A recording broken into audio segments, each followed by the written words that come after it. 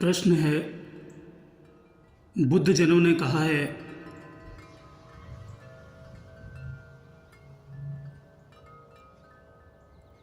कि ध्यान किया नहीं जा सकता,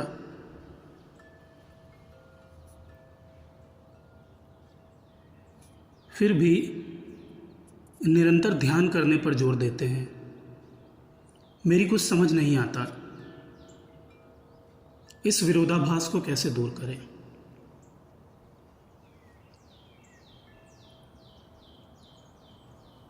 देखिए, ये बात सत्य है कि बुद्धजनों ने कहा है कि ध्यान किया नहीं जा सकता,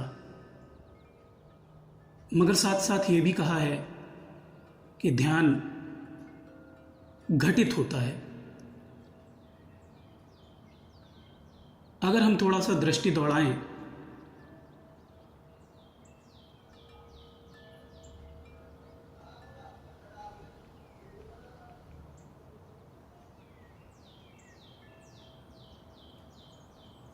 और ध्यान को ऑब्जर्व करें, तो ध्यान है क्या? ध्यान एक स्थिति विशेष है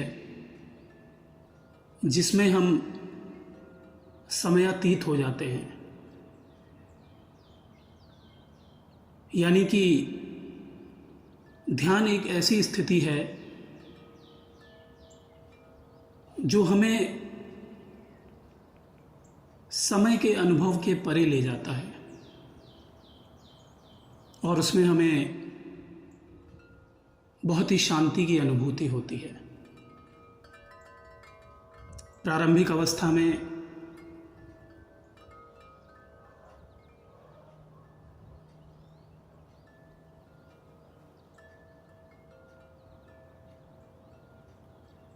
ध्यान करने से इतना ही तात्पर्य है कि जब हम भक्ति भजन के द्वारा, मंत्र जाप के द्वारा या विचारों के साक्षी होकर अपने आप को तल्लीन करते हैं, तो हम एक ऐसी स्थिति की अनुभूति करते हैं जिसमें हमें बहुत ही शांति महसूस होती है। और वो तभी होती है जब हमारे विचार एकाग्र हो जाएं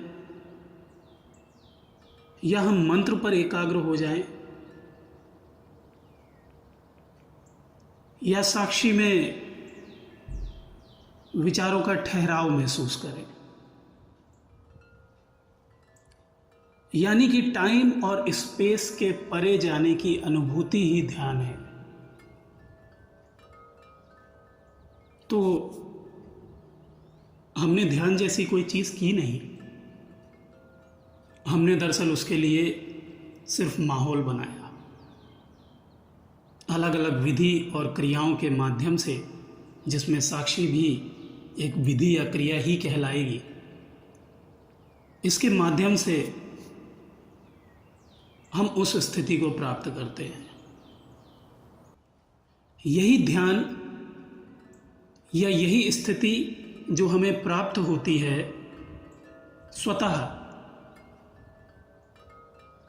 ना कि हमारे प्रयास के फलस्वरूप। हम प्रयास सिर्फ स्थितियां पैदा करने में कर रहे हैं। ध्यान हम चूंकि कर नहीं सकते, तो हम प्रयास सिर्फ उन चीज़ों के लिए कर सकते हैं, उन चीज़ों का कर सकते हैं जिससे ध्यान घटित हो जाए। जब ये टाइम और स्पेस के परे की अनुभूति, समयातीत होने की अनुभूति लंबे समय के लिए हो जाए, तो ये समाधि में परिवर्तित हो जाता है। लेकिन समाधि के दौरान भी सेंसेस का जो परसेप्शन है, यानी कि हमारे जो सेंस हैं, देखना, सुनना, बोलना, टेस्ट, बाकी चीज़ें, जो पंचेंद्रियां हैं, उनके माध्यम से जो चीज़ें अनुभूत होती हैं वो अभी भी एक्टिव रहती हैं, वो सक्रिय रहती हैं। तो समाधि की एक स्थिति हमें ऐसी प्राप्त होती है जो तथाकथित ध्यान की अपेक्षा एक लंबी अवस्था होती है, जिसमें आप समय के परे होते हैं, लेकिन आप इसमें से बाहर लौट आते हैं और बार बार जो इंद्रिय आकर्षण है, इंद्रिय आकर्षण है, वो हमें फिर से जकड़ लेता है। ये स्थिति इसलिए स्थायी नहीं रहती, इसको सविकल्प समाधि भी कहते हैं। परंतु वो समयातीत होने की स्थिति, वो अवस्था, वो ध्यान जब निरंतर बना रहे, लगातार बना रहे, 24 घंटे हमसे दूर ही ना हो, 24 घंटे हम उसी स्थिति में बने रहें, वो निर्विकल्प की स्थिति हो जाती है। यानी कि कोई विकल्प ही नहीं है आपके पास, आप 24 घंटे उस स्थिति में ही हैं, ध्यान की स्थिति में ही हैं।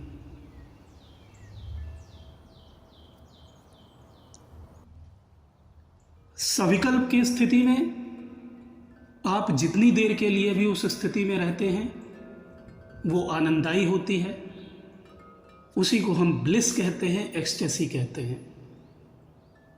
जबकि निर्विकल्प की स्थिति में ये ब्लिस और एक्सटेसी परमानेंट हमारे व्यक्तित्व का हिस्सा हो जाती है, या हमारा व्यक्तित्व हो जाता है, या हम ही वो हो जाते हैं।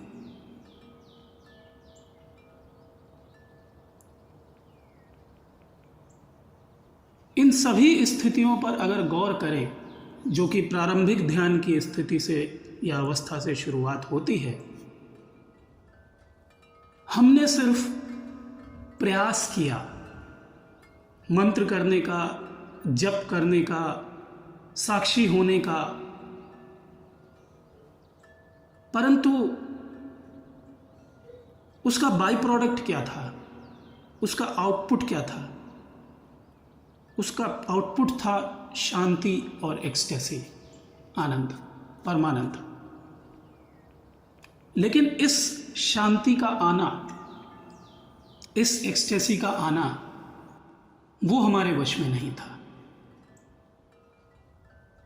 जाहिर सी बात है, जब बुद्ध जन कहेंगे कि ध्यान करो, तो वो आपसे सिर्फ इतना कहेंगे कि ध्यान घटित होने के लिए अनुकूल माहौल दो। चूंकि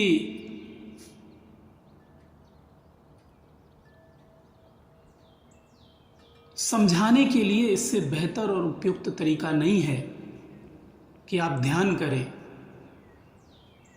इन शब्दों का चुनाव अधिक बेहतर है।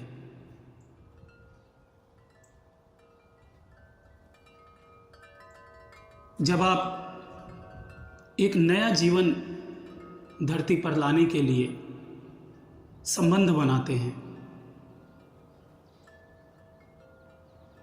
तो संबंध बनाना आपके हाथ में होता है,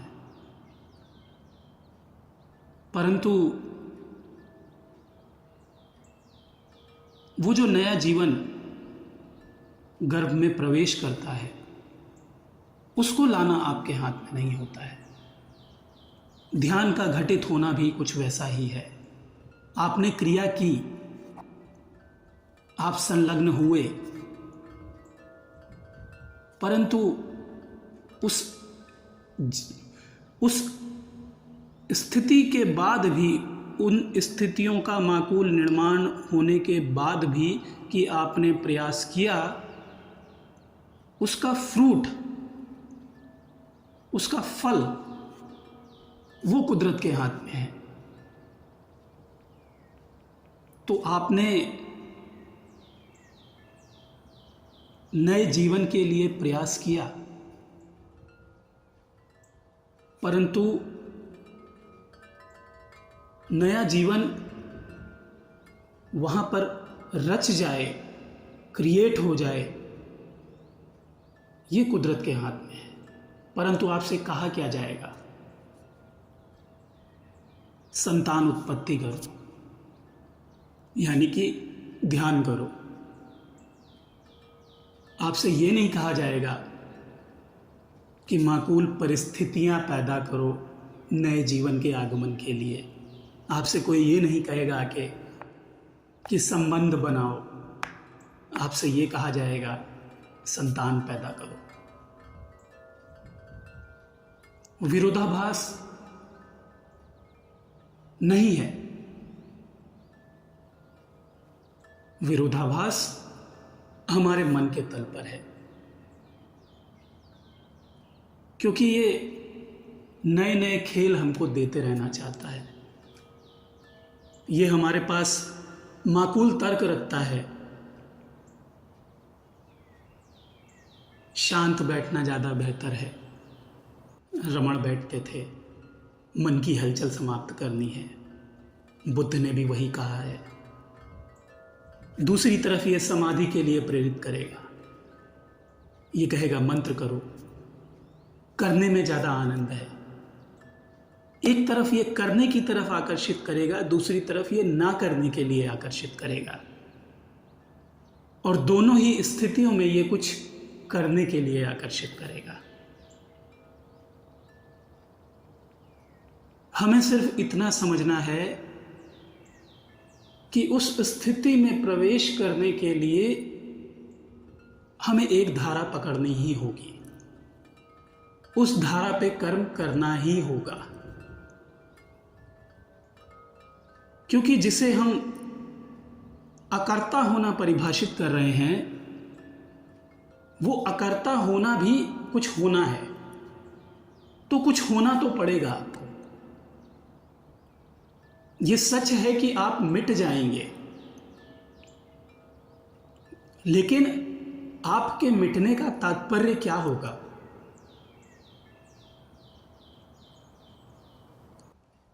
आपके मिटने का तात्पर्य यही होगा कि आपकी जो अंडरस्टैंडिंग है दुनिया के प्रति, उस अंडरस्टैंडिंग में परिवर्तन आ जाएगा। आप सिर्फ शरीर के तल पर और उसकी इंद्रिय गवेषणाओं के तल पर चीजों को नहीं समझेंगे। आप ऊर्जा के तल पे चीजों को समझ रहे होंगे। अहम ब्रह्मास्मि की आवश्यकता क्यों पड़ती है? ये जो डिक्लेयर कर रहा है कि मैं ही ब्रह्म हूं, यानी कि ब्रह्म को तो वो जान गया है, लेकिन डिक्लेयर कौन कर रहा है? जो साक्षी मार्ग के गुरु हैं, उन्होंने कहा है कि सिर्फ होना बचता है। यह सत्य है कि सिर्फ होना बचता है, मगर उस होने का होना कौन बताएगा आगे? यानी कि वो मैं भी रहता है जो बताता है कि मैं ब्रह्म हूं। आई एम दैट, मैं वो हूं, मैं वही हूं। सिर्फ वही होना बचता है, लेकिन दुनिया को वो कौन बताएगा आगे? ये वो है जो हमेशा रहता है, जो अपने ब्रह्म को अनुभूत कर लेता है। इसलिए गौर करना होगा कि कृष्ण अर्जुन से कहते हैं कर्म कर। एक ओवरऑल स्टेटमेंट है ये। फल की चिंता वाली बात भूल जाएं, कर्म कर। दूसरी तरफ कहा गया है कर्म प्रधान विश्व रचि राखा। कर्म आपको यहां पर रहकर करना ही होगा, चाहे उसे खुद को जानना कह ले, खुद को जानने के लिए कह ले, भगवान को जानने के लिए कह ले। इस पृथ्वी पर, इस दुनिया में कर्म प्रधान है। चाहे आप कर्ता होने का कर्म करें और चाहे अकर्ता होने का कर्म करें, दोनों ही स्थितियों में कर्म तो रहेगा।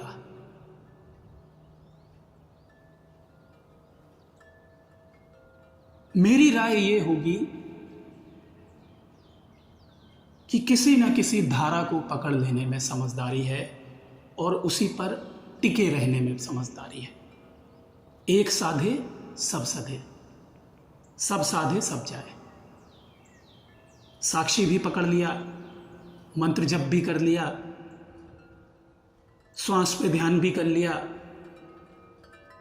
देवी देवताओं का ध्यान भी कर लिया, अल्टीमेटली वहीं खड़े हो गए कंफ्यूजन। ओशो भी जब अपने जीवन के बारे में बात करते हैं तो कहते हैं कि मैं कंफ्यूजन से भरा हुआ था। क्यों कंफ्यूजन से भरे हुए थे? क्योंकि he was pursuing lot of things at the same time. हर चीज पे एक्सप्लोर करना और हर चीज के पक्ष और विपक्ष में भरपूर मात्रा में तर्क वितर्क होना, तथ्य होना। परंतु नाव किनारे कब लगती है? जब एक धारा को पकड़ लेते हैं, साक्षी। साक्षी को पकड़ लीजिए, या मंत्र को पकड़ लीजिए, या श्वास को पकड़ लीजिए। अल्टीमेटली ये सब इंपॉर्टेंट नहीं होगा, ये महत्वपूर्ण नहीं होगा, क्योंकि इन पर वर्क करना आपके हाथ में है। इनको करिए, इससे संतुष्टि प्राप्त होती है। एटलीस्ट ये बोध होता है कि मैं कुछ कर रहा हूं। और कुछ करने का बोध कुछ ना करने की आत्मग्लानि से ज्यादा बेहतर होता है। उस करने के बोध में रहिए, भले ही वो सिर्फ विचारों को देखना हो, भले ही वो आती जाती श्वास को देखना हो, भले ही वो पूरी तरह केंद्रित होकर मंत्र को करना हो। उस करने में प्रवेश करिए और उसमें डूब जाइए। यही तरीका है इस विरोधाभास को समाप्त करने का। क्योंकि मन पहले कुछ करवाने के लिए आपको फंसाए रखता है, फिर कुछ ना करवाने के लिए फंसाए रखता है, और ना करने का छोड़ता है, ना करने का छोड़ता है। दोनों ही स्थितियों में हम वहीं खड़े, ढाक के तीन पात, ना इधर ना उधर। इसलिए एक धारा को पकड़ लेना ज़्यादा बेहतर है। आप संतान उत्पत्ति के लिए प्रयास कर सकते हैं, परंतु सारी परिस्थितियां अनुकूल होने के बाद भी वो संतान जन्म लेगी, ये कुदरत के हाथ में है। हाँ, कुदरत का ये नियम है कि जो भी चीज़ें उसके द्वारा संचालित हैं, अगर वो कर्म कारण विधान में आती हैं तो कर्म करने पर फल मिलता ही मिलता है। कृष्ण जब कहते हैं कि फल की चिंता ना कर, तो वो ये नहीं कहते कि फल को भूल जाओ। ये मानवीय स्वभाव है कि व्यक्ति कर्म करेगा तो फल के विषय में सोचेगा ही सोचेगा। सिंपल सी बात कहते हैं कृष्ण, फल का स्ट्रेस मत लो।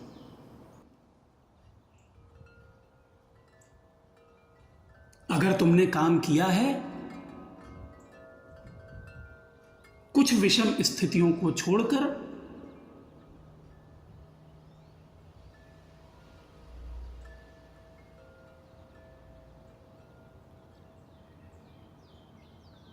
कि भाग्य ही तुम्हारे विपरीत हो, परिस्थितियां तुम्हारे प्रतिकूल हों, तुमको फल मिलेगा ही मिलेगा। जितना अच्छा प्रयास किया है तुमने, उतना ही अच्छा फल मिलने की पूरी पूरी संभावना है। इसीलिए कृष्ण कहते हैं कर्म पर तेरा अधिकार है। हम फल को लेकर चिंतित हैं, इसलिए फल तक पहुंच नहीं पा रहे हैं। ये मैं आध्यात्म के संदर्भ में कह रहा हूं। क्यों नहीं घटित हो रहा, क्यों नहीं घटित हो रहा? ये इंतजार हमें वो व्यक्ति नहीं बनने देता जो ज्ञान को धारण कर सकता है। आप पुराने व्यक्ति को लेकर ज्ञान में प्रवेश नहीं कर सकते, आपको मिटना होगा। यानी कि जो अपना पास्ट है उसको मिटाना होगा। वो मिटेगा कैसे? बार बार समयातीत स्थिति में जाकर। वो समयातीत स्थिति कैसे प्राप्त होगी? उसके लिए जाहिर सी बात है कि आपको बार बार प्रयास करना होगा, माहौल बनाना होगा जिससे वो समयातीत स्थिति प्राप्त हो सके, टाइम और स्पेस के परे की अनुभूति मिल सके, और फिर आपको ये टाइम और स्पेस की अनुभूति बार बार लेनी है। मेरा पास्ट ऐसा था, मेरे जीवन में ये हुआ, ये घटनाएं हुई, कुछ भी अच्छा नहीं हुआ, ये सब कुछ लेके आप उस दरवाजे पर नहीं पहुंच सकते। वो दरवाज़ा क्रॉस ही नहीं कर पाएंगे। ये सब कुछ यहीं छोड़ना होगा, और वो छूट जाएगा जब बार बार आप प्रयास करके ध्यान को घटित होने दें। आप प्रयास पर ध्यान दें। प्रयास क्या है? जब करें तो केंद्रित होकर करें, करते ही रहें, फिर एक चीज में जुट जाएं। श्वास पर ध्यान दें तो देते ही रहें जब तक कि समयातीत स्थिति प्राप्त ना होने लगे।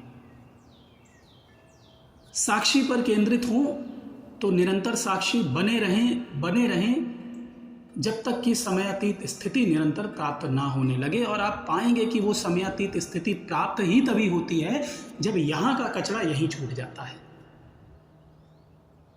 जिसे हम ध्यान लग जाना कहते हैं ना। आज गहरा ध्यान लगा मतलब आप चीज़ों को पीछे छोड़ पाए। आपका ध्यान नहीं था कि शोर शराबा हो रहा है, आपका ध्यान नहीं था अपनी परेशानियों की तरफ, टेंशन की तरफ, लाइफ के स्ट्रेस की तरफ, तकलीफ़ों की तरफ। आप सिर्फ समयातीत होने को अनुभव कर पाए, कुछ देर के लिए या ज़्यादा देर के लिए, वो एक अलग बात है। उसी स्थिति को आपको बार बार कोशिश करके प्राप्त करना है। कोई विरोधाभास नहीं है। विरोधाभास हमारे मन के तल पर है। धन्यवाद।